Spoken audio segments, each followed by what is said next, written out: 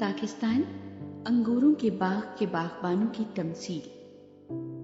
پھر وہ ان سے تمثیلوں میں باتیں کرنے لگا کہ ایک شخص نے پاکستان لگایا اور اس کی چاروں طرف احاطہ گھیرا اور حوض کھودا اور برج بنایا اور اسے باغبانوں کو ٹھیکے پر دے کر پردیس چلا گیا۔ پھر پھل کے موسم میں اس نے ایک نوکر کو باغبانوں کے پاس بھیجا تاکہ باغبانوں سے پاکستان کے پھلوں کا حصہ لے لے، لیکن انہوں نے اسے پکڑ کر پیٹا اور خالی ہاتھ لوٹا دیا۔ اس نے پھر ایک اور نوکر کو ان کے پاس بھیجا، مگر انہوں نے اس کا سر پھوڑ دیا اور بے عزت کیا۔ پھر اس نے ایک اور کو بھیجا، انہوں نے اسے قتل کیا۔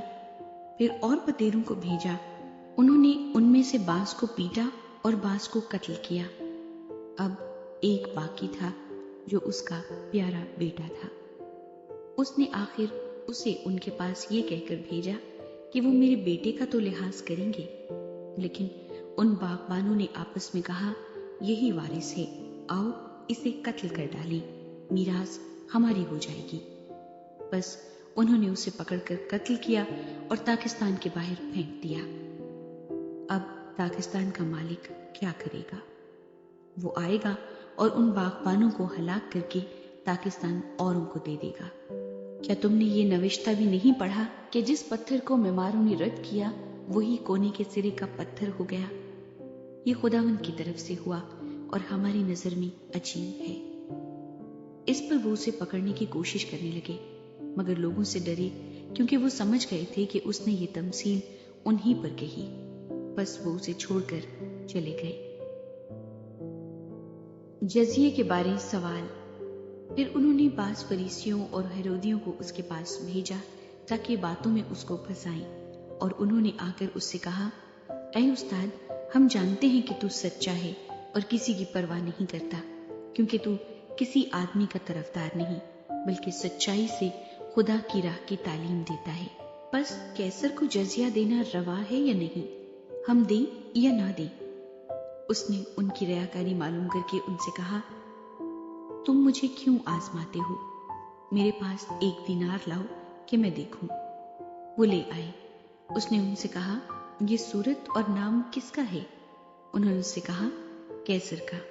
یسوع نے ان سے کہا، جو قیصر کا ہے قیصر کو، اور جو خدا کا ہے خدا کو ادا کرو۔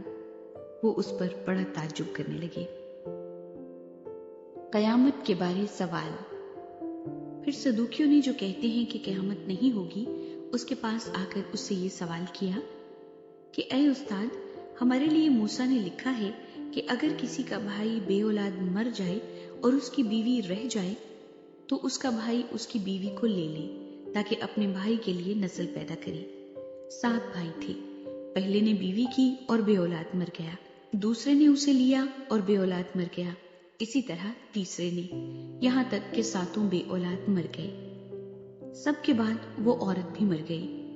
قیامت میں یہ ان میں سے کس کی بیوی ہوگی، کیونکہ وہ 7 کی بیوی بنی تھی؟ یسوع نے ان سے کہا، کیا تم اس سبب سے گمراہ نہیں ہو کہ نہ کتاب مقدس کو جانتے ہو نہ خدا کی قدرت کو؟ کیونکہ جب لوگ مردوں میں سے جی اٹھیں گے تو ان میں بیاہ شادی نہ ہوگی، بلکہ آسمان پر فرشتوں کی مانند ہوں گے۔ مگر اس بارے میں کہ مردے جی اٹھتے ہیں، کیا تم نے موسیٰ کی کتاب میں جھاڑی کے ذکر میں نہیں پڑھا کہ خدا نے اس سے کہا کہ میں ابراہیم کا خدا اور اسحاق کا خدا اور یعقوب کا خدا ہوں؟ وہ تو مردوں کا خدا نہیں بلکہ زندوں کا ہے۔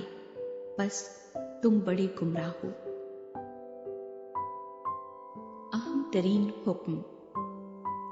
اور فقیوں میں سے ایک نے ان کو بحث کرتے سن کر جان لیا کہ اس نے ان کو خوب جواب دیا ہے۔ وہ پاس آیا اور اس سے پوچھا کہ سب حکموں میں اول کون سا ہے؟